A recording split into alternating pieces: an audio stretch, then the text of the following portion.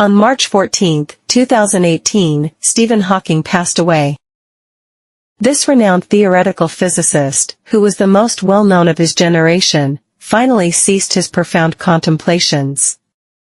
At the time of his passing, he had been battling amyotrophic lateral sclerosis, ALS, for over half a century. In the twilight of his life, he could only rely on minute movements of his eyeballs and a pair of high-tech glasses to operate a computer, which required immense concentration and often led to eye strain over time. Expressing his thoughts became extremely arduous, with an output rate of only a few words per minute. For a theoretical physicist of his exceptional intellect, this was undoubtedly an inexpressible constraint and limitation. My body is as heavy as a boulder trapped in shallow water, but my mind still yearns to fly freely in the sky like a butterfly.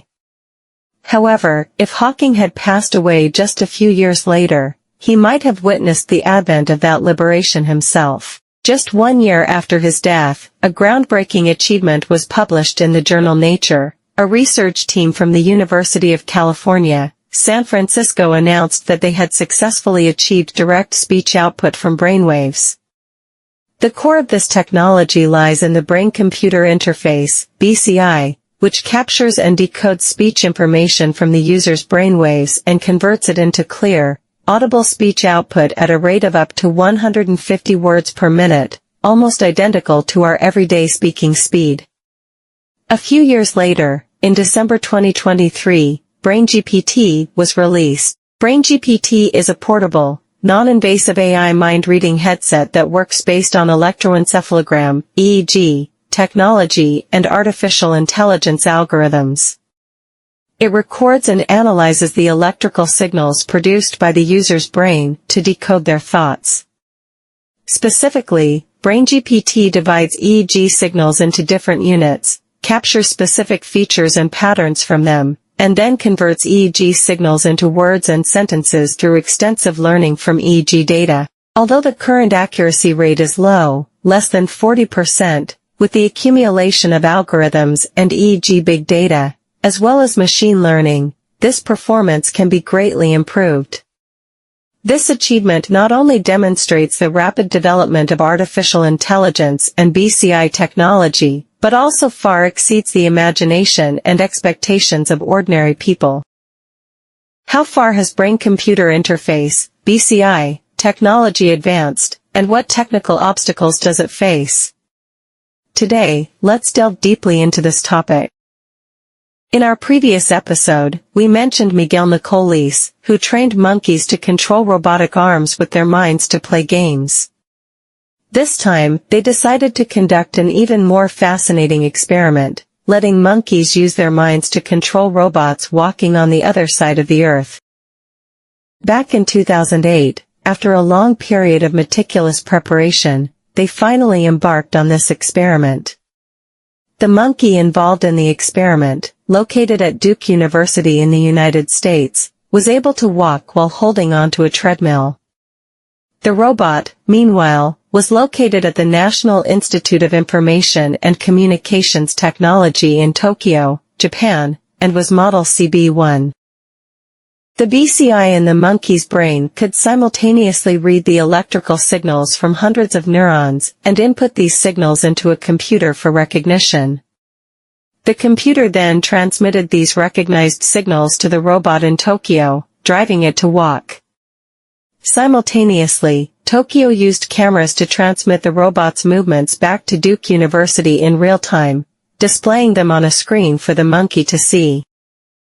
The entire process had a latency of only 230 milliseconds, which was even 20 milliseconds shorter than the time it took for the monkey to control its own body and provide feedback. The monkey quickly realized that the walking robot on the screen was being manipulated by its mind. Therefore, when the treadmill stopped, the monkey ceased moving its own body and was able to fully operate the robot to continue walking solely through its thoughts.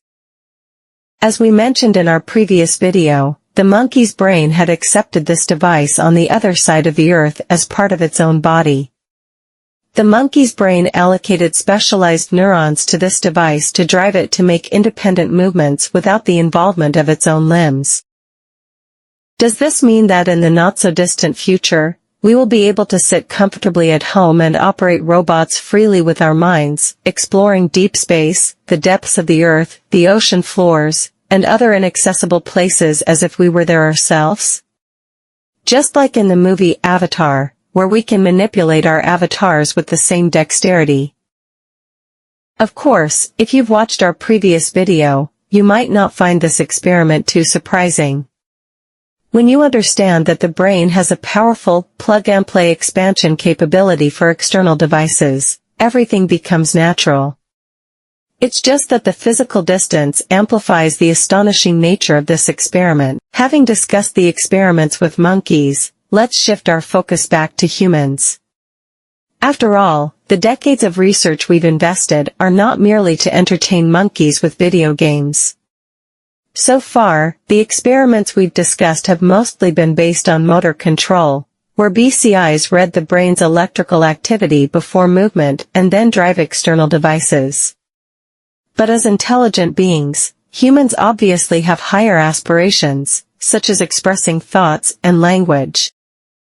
If we can only unleash our potential in motor actions but are powerless in the realm of thoughts and language, the world we create may become monotonous and lacking in communication. Language experiments based on brainwaves first require volunteers. Since language is a uniquely human ability, all experiments related to language must be conducted directly on the human brain. So, who would be willing to undergo craniotomy surgery to implant electrodes in their brains? The answer is epilepsy patients. Epilepsy is caused by abnormal electrical discharges in the brain, and surgery is one of the effective treatments for it. Before surgery, to understand the abnormal electrical discharges in the brain, patients first undergo a minor surgery to implant electrodes in the brain for long-term monitoring. Since epilepsy patients need to undergo such surgery, it's relatively easy for us to obtain some experimental data while implanting the electrodes. Therefore, finding volunteers among epilepsy patients who are about to undergo treatment has always been an important way for brain scientists to recruit human subjects. In this experiment in 2019, scientists recruited 5 volunteers. After installing electrodes in the volunteers' brains, they asked them to read hundreds of sentences and recorded the electrical activity of their brains, which was then compared with the sentences and fed into a bidirectional long short-term memory recurrent neural network, a type of AI algorithm for processing natural language, for training. However, unlike usual experiments, this one included a crucial intermediate step, the movement of the articulatory organs.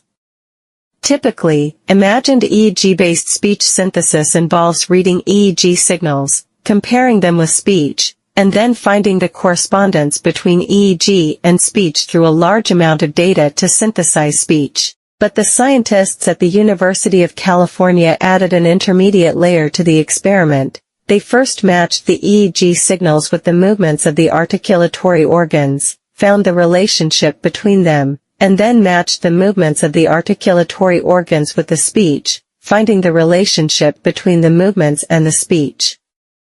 Finally, they put the trained data into a computer, which generated speech based on the EEG signals. Tests revealed that the waveform of the computer-generated speech was very similar to the original sound, and when played to others, the recognition rate reached 70%. Although in this experiment, to record EEG information, the subjects had to move their mouths, considering that we can control external devices, such as robotic arms for quadriplegic patients, through thought without moving our mouths, it should also be feasible for ALS patients to output recognizable EEG signals without moving their mouths. As for the 70% recognition rate, although there is still room for improvement, it may already be sufficient for daily communication. After all, parents of young children know that although their children's expressions may be diverse and sometimes difficult to understand, they can still communicate effectively with them. When a child first starts speaking, parents can often understand most of their meaning, mainly relying on their ability to fill in the blanks. However, the deeper truth revealed by this experiment is what we should truly be concerned about. We know too little about the advanced functions of the human brain. When we try to directly compare EEG signals with speech, the data obtained is not accurate. But when we add information about the movement of articulatory organs, the quality of the data improves significantly. This suggests that motor control is relatively simple and direct, while our understanding of the brain's advanced functions is far from sufficient. Although motor control is more complex than in monkeys, the difference is not too great, so we can obtain more samples and data for research from primates. However, uniquely human abilities, such as language and thinking, are more complex, requiring more data dimensions and more scarce experimental conditions. After all, due to ethical and moral restrictions, research cannot progress without data from human subjects. In addition, non-invasive BCIs, such as collecting brain signals through scalp electrodes, e.g. BrainGPT, are convenient but less accurate and require users to concentrate highly. Therefore, although this method has made some progress, it is still a long way from widespread use. Although invasive BCIs are highly accurate, they require craniotomy surgery and cause significant damage. Therefore, how to reduce damage while ensuring accuracy is a key problem to be solved in the field of BCIs. However, with advances in engineering technology, we are hopeful of finding less damaging implantation methods. Through years of experimental accumulation, we have achieved considerable results in motor control. Applying these results to people who need them and promoting commercialization can gain more public attention and understanding, thereby obtaining more experimental samples and data to further advance scientific research. Take Neuralink, for example.